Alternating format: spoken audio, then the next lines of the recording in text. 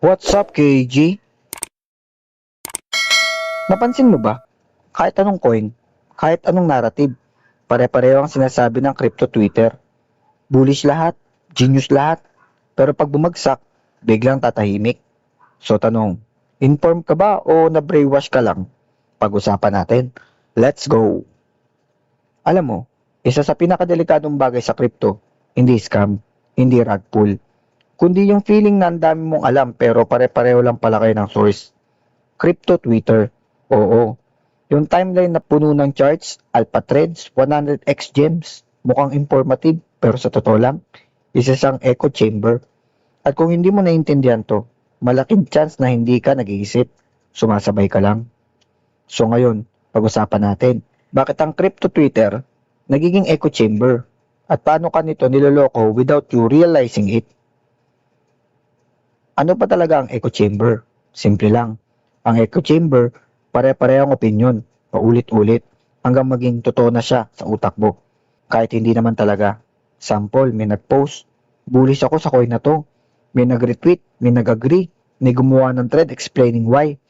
Tapos ikaw, nakita mo 10 beses sa timeline mo. Ang feeling mo, legit to. Pero ang totoo, pare-pareho lang sila na pinakikinggan. Pare-pareho lang sila ng pinanggalingan. Walang independent thinking. Algorithm ang tunay na problema. Real talk.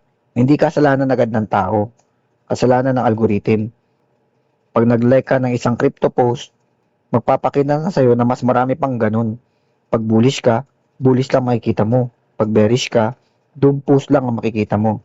So, ang mangyayari, hindi balance ang information mo. Parang nanonood ka ng laban, pero isang side lang ang naririnig mo. Ang tanong, paano ka magiging objective trader kung ganun? Social proof is equal to fake confidence. Ito yung pinakadelikado.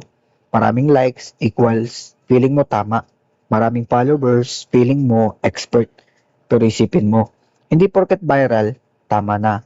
Sample, isang influencer nag-post, this coin will change everything. 10,000 likes. Ikaw, grabe, baka mamiss ko. So bibili ka. Hindi dahil naiintindihan mo, kundi dahil marami silang naniniwala. Yan ang social proof trap. Walang accountability. Ito yung pinaka-toxic na part.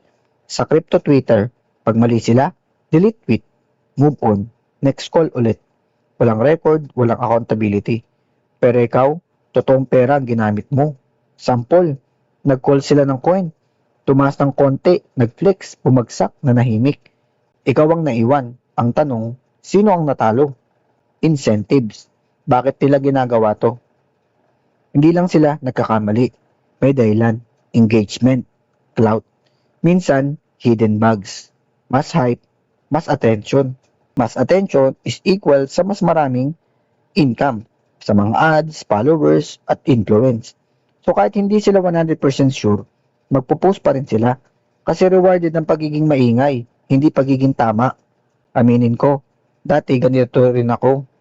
Pag may nakita kong coin na trending sa Twitter, niisip ko, late na ako. Kailangan humabol. Ang resulta, buy high, sell low, classic. Hindi dahil bobo ako, kundi dahil nakulong ako sa echo chamber. At doon ko na na-realize, hindi problema ang market, problema ang environment na kinukuhanan ko na impormasyon. Paano ka naging liquidity? Ito na yung masakit. Kung lahat kayo bullish, sino ang bibili sa taas? Ikaw. Kung lahat kayo late, sino magiging exit liquidity? Crypto Twitter makes you feel early. Kahit huli ka na talaga. Ito ang solusyon paano ka makakalabas. Hindi sapat na mag-ingat ka lang. Ang kailangan ng system. Maghanap ka ng opposing views. Kung bullish lahat, humanap ka ng bearish. Limit ang time sa Twitter. Mas marami kang input, mas bias ka. Do your own research. Yung totoo at hindi fake. Hindi thread reading, actual digging. Track influencer. Sino ba ang consistent na tama? Sino yung puro hype lang? Detach from hype. Kung excited ka, delay decision mo. Hindi lahat masama. Maging fair tayo. May value din ang crypto Twitter. Fast news, market sentiment, discovery ng bagong project. Pero, tool lang siya. Hindi siya source ng truth.